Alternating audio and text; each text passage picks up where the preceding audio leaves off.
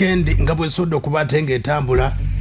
weekend eno abayimbi bannyo basodde okubatenga bategese ebivulu ebyenjawulo wano nno we twatandikira omwezi ogwa January nga batandise okubate basumula ebivulu omuyimbi gwe bayita pallaso yateekayo posta n'ategeeza nti mwezi ogw'omusanvu gunatuukira nga 1-2 agenda kubatenga ategeka concert nga nnaku 2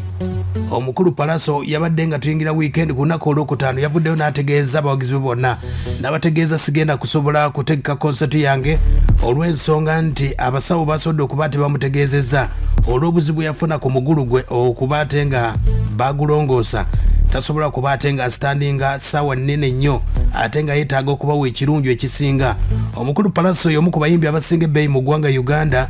yatutegeeza mu bwasookera ddala n'ategeeza nti ye concert yejja olw'ensonga nti ennyimba zonna zikubye ne weebuuza pallaso yatidde bivulu bingi bwavu oba kuba abadde akuba kyalo ku kyalo n'omukulu pallaso yategeezezza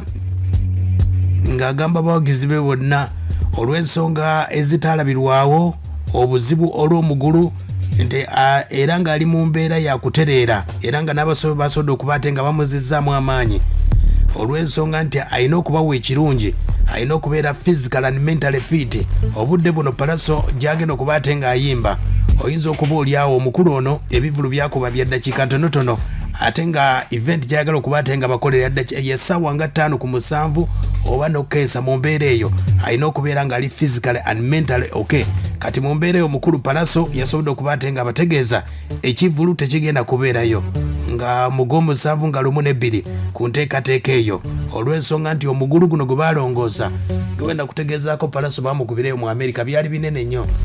byali bingi naye ensonga zezo n'omuyimbi gwe bayita Levikson naye yasobodde okuba nti yakozeemu enkyukakyuka mu concert ye bagiyita embeera Genesis omukulu ono gwe bayita Lucas Luyubongo omukulu ono concert ye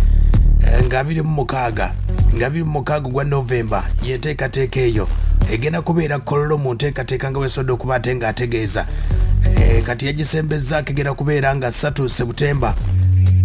bwegenda okuba ate nga etambula n'olunaku olwaleero omukyala gwe bayita Juliana kanyomozi bangi nnyo mubadde mwebuuza Juliana kanyomozi nga tafulumya nnyimba kati nabatereddewo concert nga 19 omwezi ogw'omunaana agenda kuba ate nga ateeka concert ali ku Serena ku lunaku luno lwennyini ndabyeko baana ba B2C ng'ate bakaaba bali ku Freedom City bagamba omukyala atukiise agamba ensonga zeezo nno Juliana kanyomozi banawo nga tutandika omwaka guno bannaffe bagita Soul and R&B Safaris baali bamutegese neyeewunza n'agaana okuyimba Juliana kanyomozi baali bamutegesaawo ku club governor nekigaana kati omukyala alese posta yategeezezza emitwalo 15 okuyingira ne million 3 nga 19 omwezi ogw'omunaana